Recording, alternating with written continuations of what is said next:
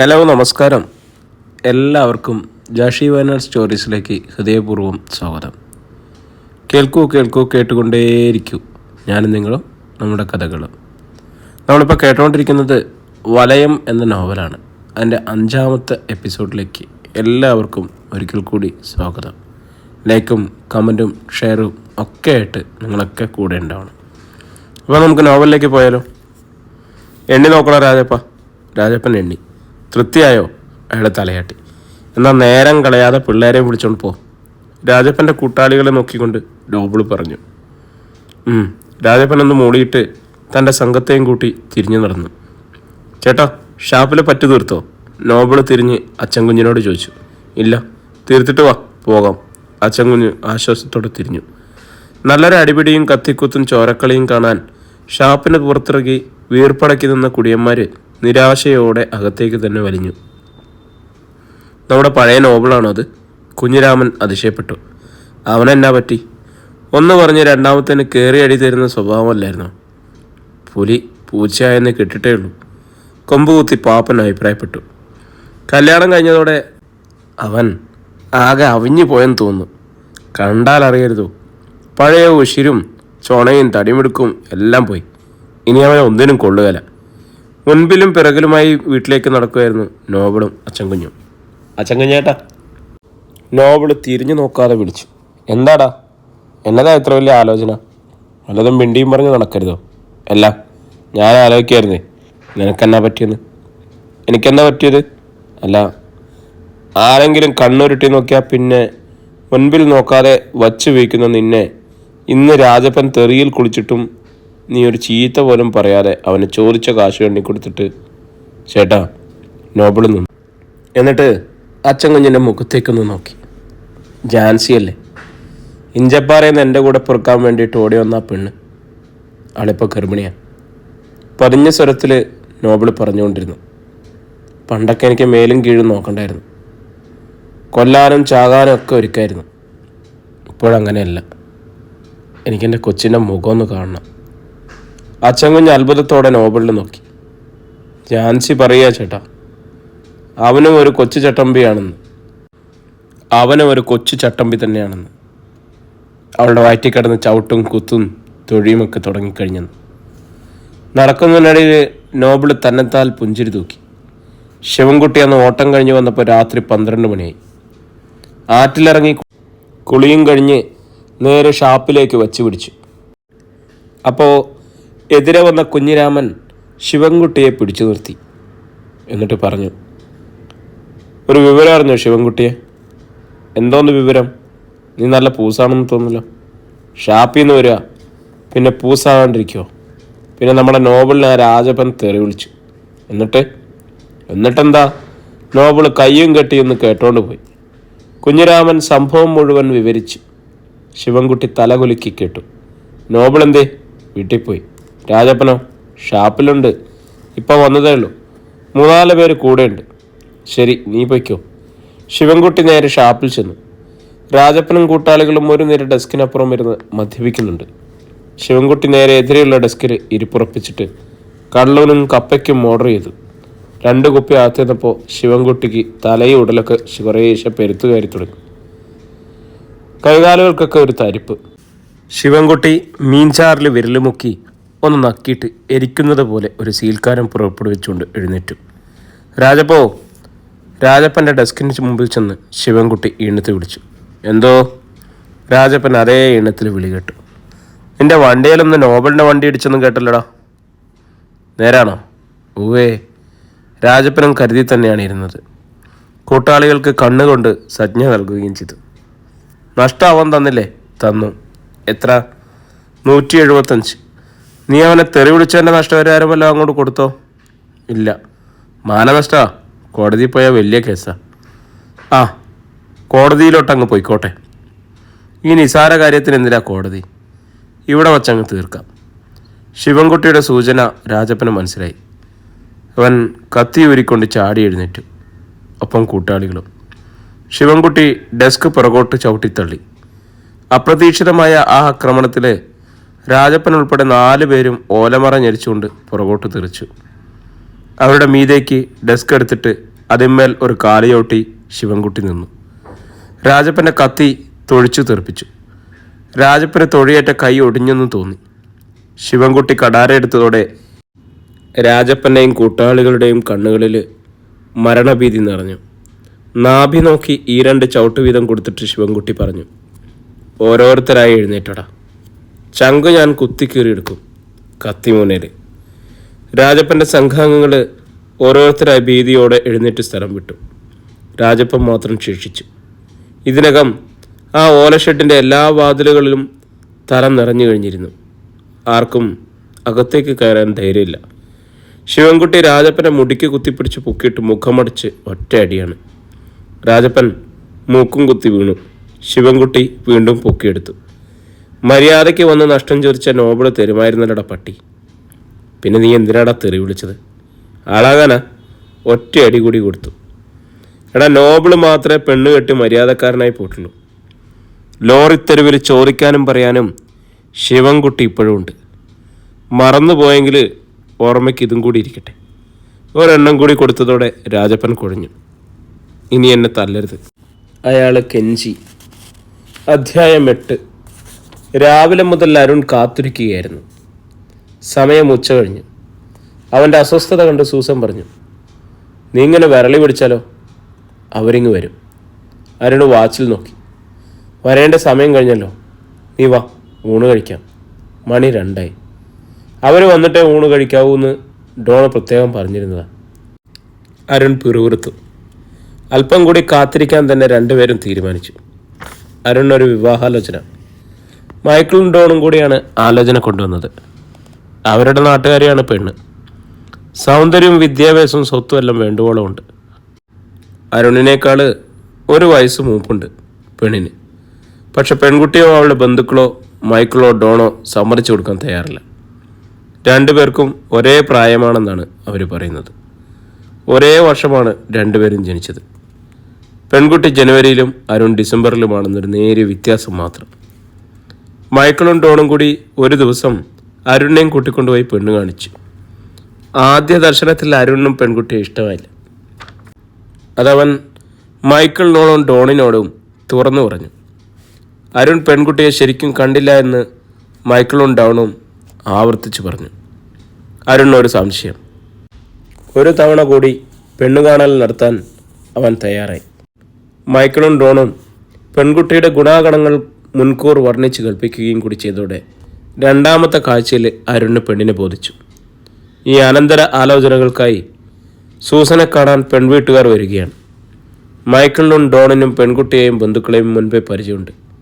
ഒരേ നാട്ടുകാർ. അവർക്കാണ് ഈ ആലോചന മുറുകുന്നതിൽ കൂടുതൽ ഉത്സാഹവും. 2:30 മണിയായപ്പോൾ വെളുത്ത അംബാസിഡർ കാർ ഗേറ്റ് കടന്നു വരുന്നത് കണ്ടു. ആഗതരെ സ്വീകരിച്ചാനയിക്കാൻ അരുൺ സിറ്റൗട്ടിലേക്ക് ഇറങ്ങി വന്നു. സൂസൻ കിച്ചണിലേക്ക് നടന്നു. മത്തായി ചേട്ടന് വേണ്ട നിർദ്ദേശങ്ങൾ നൽകി. അപ്പോഴേക്കും അരുൺ ആഗതരെ ആളിൽ സ്വീകരിച്ചിരുത്തി കഴിഞ്ഞിരുന്നു.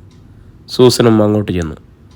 പരിചയപ്പെടലിനും കുശലാന്വേഷണങ്ങൾക്കും ശേഷം സൂസൻ അവരെ ഊണുമുറിയിലേക്ക് ആനയിച്ചു. ഊണ് കഴിക്കുന്നതിനിടയിൽ വിവാഹത്തെ സംബന്ധിച്ച ചർച്ചയും നടന്നു. സൂസൻ പെൺകുട്ടിയെക്കുറിച്ച് വിശദമായി ചോദിച്ചു. 3 മക്കളാണ് എനിക്ക്, വില്യൻസ് പറഞ്ഞു.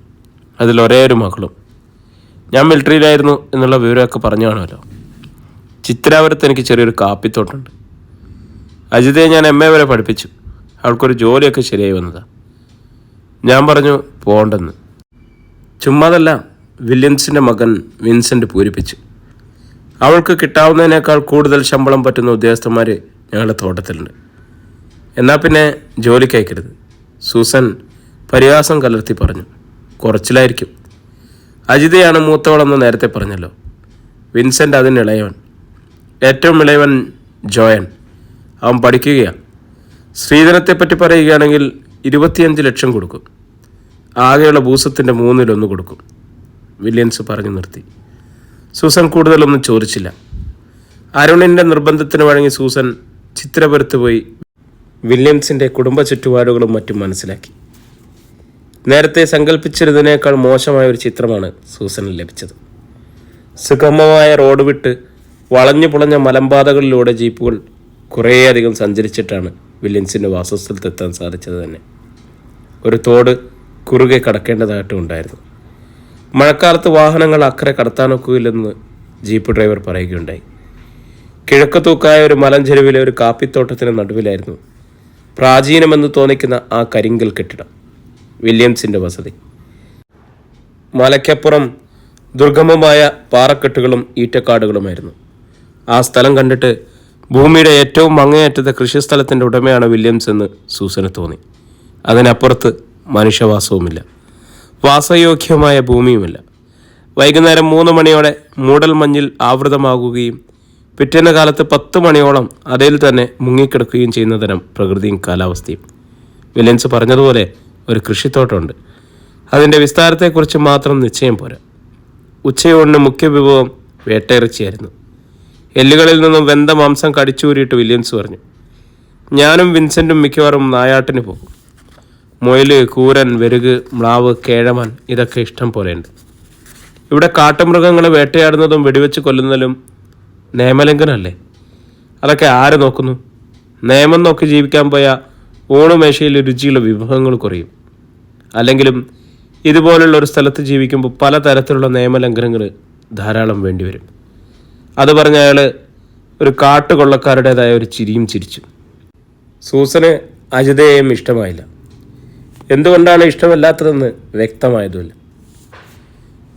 പ്രകൃതി സഹജമായ ഒരു പാരുഷ്യം ഇത്തരം പ്രദേശങ്ങളിൽ ജീവിക്കുന്നവരിലുണ്ടാവുമെന്ന് സൂസൻ ഊഹിച്ചിരുന്നു. പെരുമാറ്റത്തിലും സ്വരത്തിലും ഇഷ്ടക്കേട് തോന്നുന്ന ഒരുതരം ധാടിയും ധാഷ്ട്യവും അജിതയിൽ സൂസൻ കണ്ടിരുന്നു. നന്നെ വെളുത്ത് 5.25 അടിയോളം പൊക്കവും അതിനൊത്ത ദേഹപുഷ്ടിയുമുള്ള ഉരുപ്പടി, മൂക്കിന് താഴെ കുരുമുളകിനോളം പോന്ന മറുകിൽ 2-3 കറുത്ത രോമങ്ങൾ. ഏത് മല്ലനോടും ഒരു കൈ നോക്കാമെന്ന ഭാവം. അരുണിനേക്കാൾ മനോദാർഢ്യമോ ശരീരദാർഢ്യമോ ഇല്ലാത്ത ഒരുവനേക്കാൾ ഇവൾക്ക് ചേരുന്നത് ഒരു ഫയൽവാനാണെന്ന് സൂസന് തോന്നി. അരുണിനെ ഇവിടെ സംരക്ഷിക്കാനല്ല, ഇവൾക്ക് അരുണിനെ സംരക്ഷിക്കാൻ കഴിഞ്ഞേക്കും. തിരികെ വീട്ടിൽ മടങ്ങിയെത്തിയ ശേഷം സൂസൻ അരുണിനെ പിന്തിരിപ്പിക്കാൻ ആവതും ശ്രമിച്ചു നോക്കി. നമുക്ക് പറ്റിയ മനുഷ്യരെല്ലാവരും, അവരുടെ ചിന്താരീതിയും ജീവിത രീതിയും ഒക്കെ വ്യത്യസ്തമാണ്. അജിത നിന്റെ ഭാര്യ ആയാൽ അവളെ മെരുക്കി നിർത്താൻ നിനക്ക് കഴിയുമെന്ന് എനിക്ക് തോന്നുന്നില്ല. നിനക്ക് കുറെ കൂടെ ഇണക്കമുള്ള മൃദു സ്വഭാവിയായ ഒരു പെൺകുട്ടിയെ മതി. അവളുടെ ഇഷ്ടത്തിനൊത്തല്ല, നിന്റെ ഇഷ്ടത്തിനൊത്ത് നിൽക്കുന്നവളായിരിക്കണം. അജിതയ്ക്ക് എന്താണ് കുഴപ്പം? അത് പറയും. നിന്നേക്കാൾ ശരീരപുഷ്ടി, നിന്നേക്കാൾ 1/2 ഇഞ്ചെങ്കിലും പൊക്കം, നിന്നേക്കാൾ പ്രായം, ഇതെല്ലാം ഞാൻ സഹിച്ചു. വേറെ വല്ലതുണ്ടോ? എൻ്റെ മരുമകളായിട്ട് വരുന്നവൾ എൻ്റെ മനസ്സിന് പിടിച്ച പെൺകുട്ടിയായിരിക്കണമെന്നത് എനിക്ക് കൂടുതൽ സന്തോഷം. മനസ്സിനൊരു സ്വസ്ഥത ഉണ്ടാവുമല്ലോ. മമ്മയ്ക്ക് അവളെ കൊണ്ട് സ്വസ്ഥത നശിക്കുമ്പോൾ പറഞ്ഞാൽ മതി, ഞങ്ങൾ എസ്റ്റേറ്റിലേക്ക് മാറി താമസിച്ചോളാം. എനിക്കിപ്പോൾ തന്നെ സ്വസ്ഥത നശിച്ചു കഴിഞ്ഞു. ഞാനും ആ ലോറിത്തെരുവിലെ തെമ്മാടിയെപ്പോലെയെങ്കിലും ഏതെങ്കിലും ഒരു തേവിടിശയെ കൂട്ടിക്കൊണ്ട് വരുന്നതായിരിക്കും താല്പര്യം. അരുൺ, നീ സൂക്ഷിച്ച് സംസാരിക്കണം. മറ്റുള്ളവരെക്കുറിച്ച് വൃത്തികെട്ട ഭാഷയിൽ സംസാരിക്കുന്നത് നീചന്മാരുടെ ലക്ഷണമാണ്. നിന്റെ മനസ്സുപോലെ നിന്റെ നാവം ദുഷിച്ചു പോയല്ലോ. അവളെപ്പറ്റി പറഞ്ഞ അമ്മയ്ക്ക് പിടിക്കത്തില്ല. പെറ്റ മകൻ്റെ ഭാര്യയല്ലേ. എനിക്ക് ഏതായാലും അതുപോലൊരു പെണ്ണ് വേണ്ട. കുടുംബത്തിൽ പിറന്ന ഒരു പെൺകുട്ടിയെ മതി. സൂസൻ പുച്ഛഭാവത്തിൽ ചിരിച്ചു. ജാൻസിയെ പോലൊരു പെൺകുട്ടിയെ കിട്ടണമെങ്കിൽ നീ പുണ്യം ചെയ്യണം. അത്ര പുണ്യമൊന്നും എനിക്കൊരിക്കലും ഉണ്ടാകാതിരിക്കട്ടെ. അരുൺ പരിഹസിച്ച് ചിരിച്ചു. ഇപ്പോഴാലോചിക്കുന്ന വിവാഹം ഒന്ന് നടത്തി തന്നാൽ മതി. അരുൺ, നിന്റെ നന്മയ്ക്ക് വേണ്ടിയാണ് ഞാൻ പറയുന്നത്. നീ സന്തോഷമായും സൗഖ്യമായും ജീവിക്കുന്നത് കാണണമെന്നേ എനിക്കുള്ളൂ. ഇപ്പോൾ ഒരു ദുഷിത വലയത്തിനുള്ളിലാണ് നീ. എങ്കിൽ അമ്മ അജിതയുമായുള്ള വിവാഹം നടത്തി തരികയാണ് വേണ്ടത്. എനിക്ക് സന്തോഷമാണ്. ദുഷിത വലയത്തിൽപ്പെട്ടിരിക്കുന്നത് ഞാനല്ല, മമ്മ തന്നെയാണ്. ലോറിത്തെരുവിൻ്റെ ഒരു നിഴല് മമ്മയുടെ മേൽ വീണ് കിടപ്പുണ്ട്. അതാണ് കുഴപ്പം. സൂസൻ പിന്നെ അവനോട് തർക്കിക്കാൻ പോയില്ല. നിരാശയോടെ അവർ പിന്തിരിഞ്ഞു. അരുൺ എപ്പോഴെങ്കിലും മനംമാറ്റം ഉണ്ടാകുന്നെങ്കിൽ ഉണ്ടാകട്ടെ എന്ന് കരുതി അനുകൂലങ്ങളായ നീക്കങ്ങളൊന്നും നടത്താതെ സൂസൻ ഈ വിവാഹാലോചന മാസങ്ങളോളം നീട്ടിക്കൊണ്ടുപോയി. അരുണാകട്ടെ വിവാഹം നടത്തിക്കിട്ടാൻ സൂസനെ നിർബന്ധിച്ചുകൊണ്ടിരുന്നു. ഒരു വേള അവൻ സൂസനോട് പിണങ്ങി എസ്റ്റേറ്റിലേക്ക് മാറി താമസിച്ചു. 1 മാസത്തോളം അവൻ സൂസനെ കാണാൻ വന്നതേയില്ല. ആ ഇടയ്ക്ക് വില്യംസും മക്കളും മാറി മാറി എസ്റ്റേറ്റിൽ വന്ന് അരുണിനെ സന്ദർശിക്കുകയുണ്ടായി. അവരവന് എല്ലാവിധ പിന്തുണകളും വാഗ്ദാനം ചെയ്തു. പ്രലോഭനങ്ങൾ വാരിക്കോരി വിതറി. ഒരു ദിവസം അജിതയും ജോയനും കൂടി ചീനാറിലെ എസ്റ്റേറ്റിലെത്തി. മൈക്കിളും ഡോണും അരുണും ഹാർദവുമായി അവരെ സ്വീകരിച്ചു. അരുണിനെ സംബന്ധിച്ചിടത്തോളം ഉല്ലാസത്തിൻ്റെ ദിനരാത്രങ്ങൾ ആരംഭിക്കുകയായിരുന്നു. ഒരാഴ്ചയോളം തങ്ങളുടെ സ്ഥലത്തുണ്ടായിരിക്കുമെന്നും വന്നയുടനെ ജോയൻ സൂചിപ്പിച്ചിരുന്നു. സായാഹ്നങ്ങളിൽ അരുൺ അജിതയെ ജീപ്പിൽ കയറ്റി എസ്റ്റേറ്റ് പ്രാന്തങ്ങളിലൂടെ കറങ്ങാൻ പോയി. ചീനാർ എസ്റ്റേറ്റിൻ്റെ വിശാലതയും ഭംഗിയും ഫലഭൂഷ്ടിയും അജിതയെ വല്ലാതെ മോഹിപ്പിച്ചു. ഇതെല്ലാം അരുണിൻ്റെ സ്വന്തമാണല്ലേ? അവൾ വിസ്മയത്തോടെ ചോദിച്ചു. അതെ, അവൻ അഭിമാനത്തോടെ സമ്മതിച്ചു. എന്തൊക്കെയോ കുരുക്കുകളുണ്ടെന്ന്. അതൊക്കെ നിഷ്പ്രയാസം മാറ്റാവുന്നേ ഉള്ളൂ. ചീനാർ എസ്റ്റേറ്റിനെ പകുത്തൊഴുകുന്ന പുഴക്കരയിലൂടെ അവർ കൈപിടിച്ച് നടന്നു. ഈറ്റക്കാടുകളും ആറ്റുവഞ്ചികളും പുഴയുടെ വിസ്തൃതിക്ക് അതിരിടുന്ന വിജനതയിൽ അവരുടെ ശരീരങ്ങൾ മുട്ടിയുരുമി. അരുൺ ഒരിക്കലും അനുഭവിച്ചിട്ടില്ലാത്ത കോരിത്തരിപ്പോടെ അവളെ തൊട്ടു നിന്നു. നെഞ്ചോളം ആഴമുള്ള തെളിനീരിൽ മുങ്ങിക്കുളിക്കാൻ അജിത കൊതിച്ചപ്പോൾ അവൻ പ്രോത്സാഹിപ്പിക്കുകയാണ് ഉണ്ടായത്. നാമമാത്രമായ വസ്ത്രങ്ങൾക്ക് വെളിയിൽ കണ്ട അവളുടെ മേനിക്കൊഴുപ്പ് അവനെ വിസ്മയഭരിതനാക്കി. വെള്ളത്തിൽ വെച്ച് അജിത ആശ്ലേഷിച്ചപ്പോൾ സാമ്രാജ്യം വെട്ടിപ്പിടിച്ച ചാരിതാർത്ഥ്യമായിരുന്നു അവന്. അന്ന് രാത്രിയിൽ മൈക്കിളും ഡോണും ജോയനും അരുണും അജിതയും കൂടി എസ്റ്റേറ്റിൻ്റെ പാന്തപ്രദേശങ്ങളിൽ കുറ്റിക്കാടുകളിൽ മയൽവേട്ടയ്ക്ക് പോയി. ശൈത്യമേറിയ രാത്രിയായിരുന്നു അത്. അരുണും അജിതയും കാഴ്ചക്കാരായി മുട്ടിയുരുമി നടന്നു. ജോയൻ പരിചയസമ്പന്നനായ മുയൽവേട്ടക്കാരനായതിനാൽ അവർക്ക് വെറും കൈയോടെ മടങ്ങേണ്ടി വന്നില്ല. രാത്രി 11 മണിയോടെ അവർ ബംഗ്ലാവിൽ തിരിച്ചെത്തി.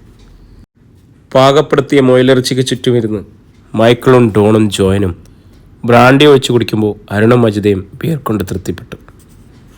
ജോയൻ്റെയും മൈക്കിളിൻ്റെയും വാഗ്വാദങ്ങളും വീരസ്യങ്ങളും നീണ്ടുപോയി. ഉറക്കം വരുന്നുവെന്ന് പറഞ്ഞ് അരുൺ എഴുന്നേറ്റ്.